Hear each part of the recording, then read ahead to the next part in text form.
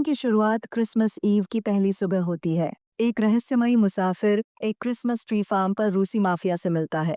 वह माफिया सरगना ओलेग को पैसे थमाता है, लेकिन जैसे ही ओलेग उन पैसों को छूता है, उसे खांसी होने लगती है और वह खून उगलने लगता है। वह जहर से मारा जा चुका होता है। तभी ओलेग का भतीजा यूरी वहां आता है और मुसाफिर उसे गोली मारकर मौत के घाट उतार देता है। इसके बाद वह फार्म में आग लगा देता है। दूसरी ओर टीएसए एजेंट ईथन कोपेक अपनी गर्लफ्रेंड नोरा पारिसी के साथ होता है, जो गर्भवती है। दोनों एलएक्स एयरपोर्ट के लिए निकलते हैं। रास्ते में अपने आने वाले बच्चे और भविष्य की योजनाओं पर बात करते हैं। नोरा उसे पुलिस अकादमी में दोबारा आवेदन करने के लिए कहती है, क्योंकि वह पहली बार पास नहीं कर सका था। ईथन एयरपोर्ट पर अपने बॉस फिल सार्कोव्स्की की मीटिंग में देर से पहुंचता है। वह प्रमोशन मांगता है, लेकिन बॉस मना कर देता है और कहता है कि ईथन अपना काम पूरी मेहनत से नहीं करता। ईथन भावुक होकर खुद को साबित करने की बात करता है, जिससे बॉस थोड़ी नरमी दिखाता है और उसे स्कैनर पर तैनात कर देता है। उधर मुसाफिर और उसके साथी, जिनमें एक व्यक्ति जिसे पहरेदार कहा जाता है और एक तीसरा आदमी शामिल है, ईथन के दोस्त और सहकर्मी जेसन नोबल की जानकारी इकट्ठा कर रहे होते हैं।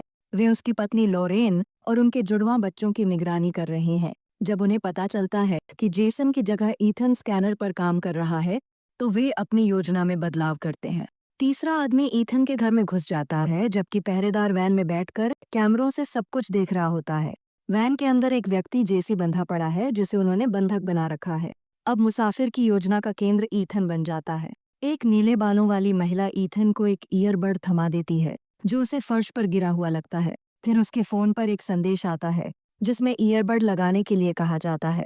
जैसे ही वह उसे कान में लगाता है, मुसाफिर उसकी बात सुनाने लगता है और उसे अपने आदेश मानने के लिए मजबूर करता है। ईथन को लगता है कि जेसन कोई मजाक कर रहा है, लेकिन जैसे ही वह 911 डायल करने लगता है, मुसाफिर उसे चेतावनी देता है कि अगर उसने ऐसा किया तो उसकी गर्लफ्रेंड नोरा को जान से मार दिया जाएगा।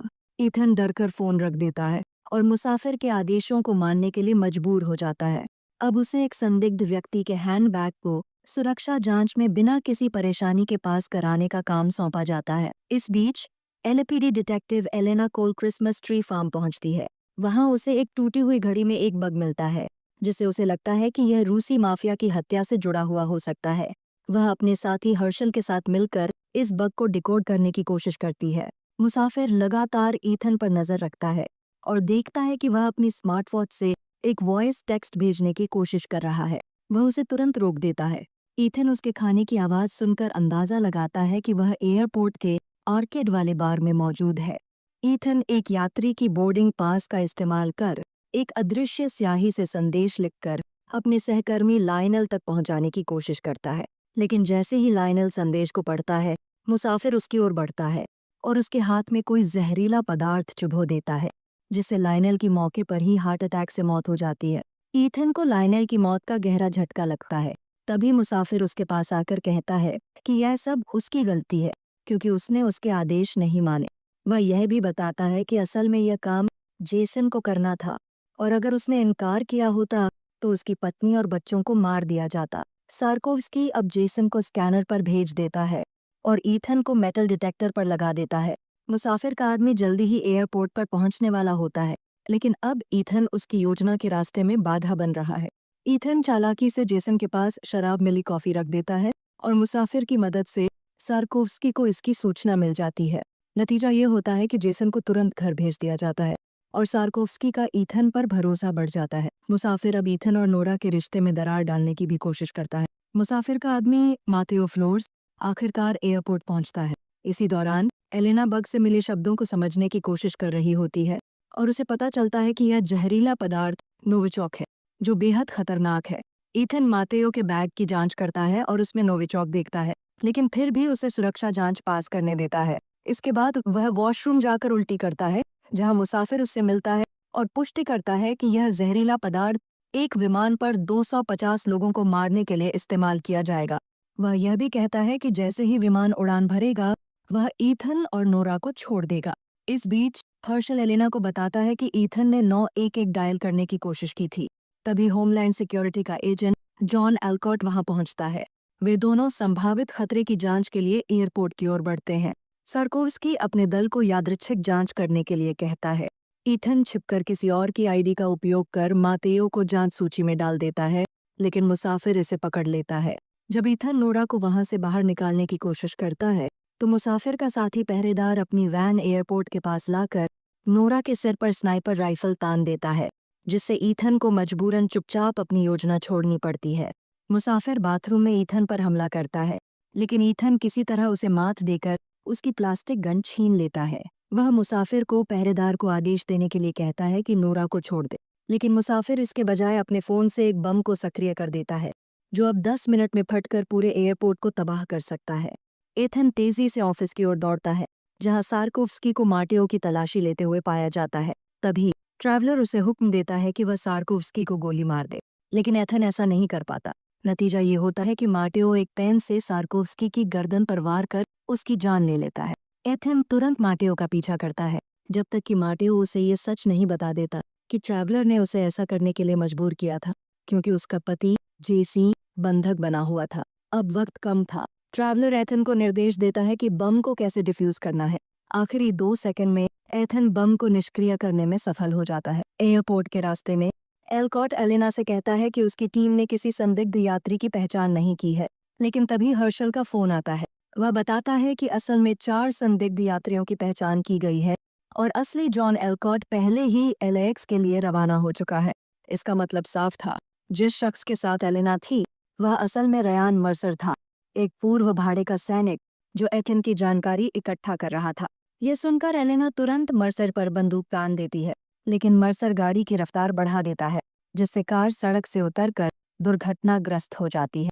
वह एलेना का गला घोंटने की कोशिश करता है, लेकिन एलेना मौके पर ही उसे सिर में गोली मार देती है और फिर दूसरी गाड़ी लेकर तेजी से एलेक्स की ओर बढ़ जाती है।